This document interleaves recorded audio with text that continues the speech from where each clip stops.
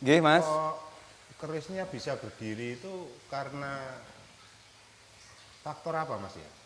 Kalau boleh tahu. Keris berdiri itu sebenarnya faktor keseimbangan, Mas. Bukan karena kekuatan gaib atau kodam-kodam dari keris gitu Mas?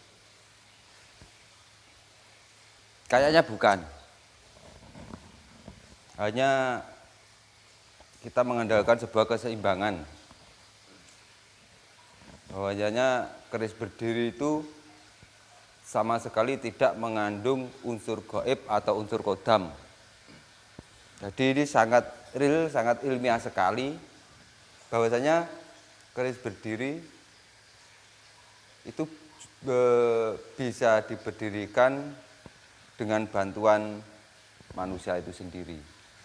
Dan tidak bisa langsung berdiri, tidak bisa. Oh, tanpa makhluk gaib Mas ya? Tanpa adanya bantuan makhluk gaib. Matur suwun Mas Agung atas penjelasannya. Mungkin ada yang mau ditambahkan tentang keris berdiri ini? Ya, yang pertama itu tadi, keris berdiri itu salah satunya juga yang apa ya, saat ini lagi viral-viralnya. Bahwasanya mungkin banyak yang mengatakan bahwa keris yang berdiri itu adalah keris yang mengandung unsur kodam ataupun energi yang luar biasa. Namun di dalam ilmu perkerisan itu sama sekali tidak ada yang namanya keris yang berdiri itu adalah keris yang bagus, keris yang berkodam ataupun keris yang berenergi tinggi itu sama sekali tidak ada. Jadi bagi para pemula atau para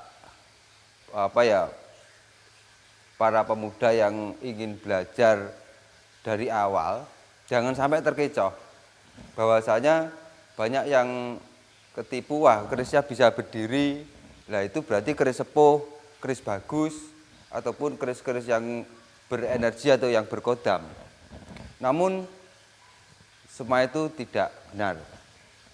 Bahwasanya yang kita pakai untuk melihat ini keris benar ataupun keris sepuh ataupun keris-keris bagus itu kita di dunia perkerisan itu hanya mengandalkan satu materi besi ataupun pamor, baja dan rancang bangun serta garap yang bagus seperti itu.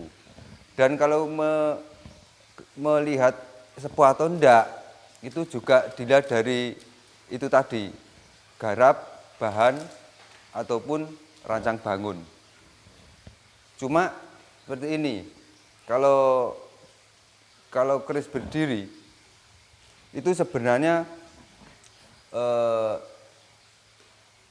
kalau keris sepuh pun justru malah jarang bisa didirikan karena kebanyakan keris sepuh utamanya yang tidak dirawat pasti itu korosi. Nah itu, jadi tingkat keseimbangannya pun juga kurang. Itu kalau yang jenengan berdirikan saat ini keris sepuh apa keris baru Mas?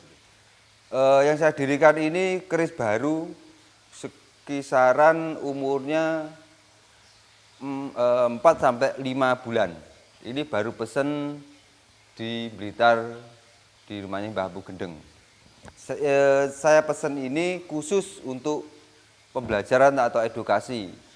Jadi bahan atau garap itu ya enggak yang spesial, enggak khusus pusaka enggak. Ini keris hanya untuk edukasi. Makanya keris pesanan ini dibuat sedemikian rupa, yaitu rincian-rincian di dalam keris dituangkan dalam satu bilah keris di sini. Rincian genep gitu Mas. Ya, rincian genep. Jadi sekali lagi untuk para pemula yang ingin mempelajari sebilah keris, jangan sampai terkecoh dengan nuansa keris berdiri. Dan apalagi yang sekarang yang beredar keris yang berdiri yang saya amati justru itu bukan malah keris sepuh. Keris-keris baru yang memang sengaja dibuat keseimbangannya dibikin sempurna. Jadi mudah didirikan. Salah satu contoh ujungnya ini seolah-olah ditumpulkan atau bagian peksinya itu diratakan itu. Jadi jangan sampai terkecoh bahwasanya kalau kita mempelajari sebuah keris, ya awalnya kita mempelajari dari sisi eksoteris saja, dari segi materi, segi garap, segi bahan, dan segi rancang bangun. Dan kemudian yang lebih utama lagi kalau kita ingin mempelajari sebuah keris, ya seyogianya harus kepada orang-orang yang tahu tentang dunia keris. Maksudnya yang tahu tentang dunia keris itu orang yang benar-benar mempunyai jiwa pecinta dan mau melestarikan ataupun mengamalkan paham-paham keris itu sendiri, mengamalkan kepada orang-orang yang notabene ingin belajar. Seperti itu. Kalau masalah keris berdiri yang dibumbui cerita-cerita mistis itu menurut jenengan itu bohong atau itu benar-benar, Mas? Keris berdiri dari unsur mistis mungkin ada, tapi untuk ya, sekarang, untuk saat-saat ini, ya karena saya belum pernah menyaksikan di depan kedua mata saya nggak akan pernah mengatakan bahwa itu benar atau salah. Tapi yang terjadi saat ini kebanyakan yang saya lihat itu keris berdiri itu adalah sebuah keris yang didirikan dengan trik-trik tertentu. Seperti itu. Jadi sampai sekarang pun saya belum pernah menyaksikan keris berdiri sendiri dan pastinya ada, cuma itu tidak apa ya?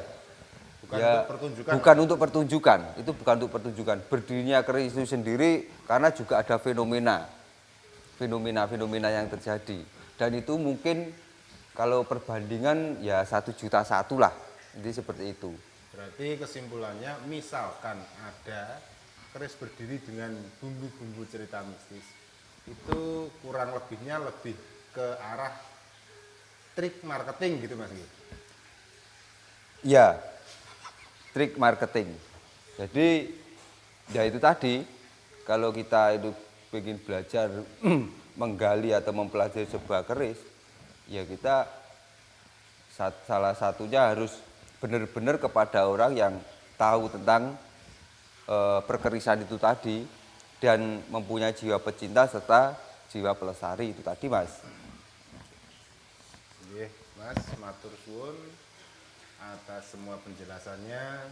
Semoga apa yang Anda sampaikan bisa bermanfaat bagi saudara-saudara pemirsa channel Pusaka Bumi Wangker ataupun teman-teman yang baru belajar tentang keris atau pusaka yang lainnya.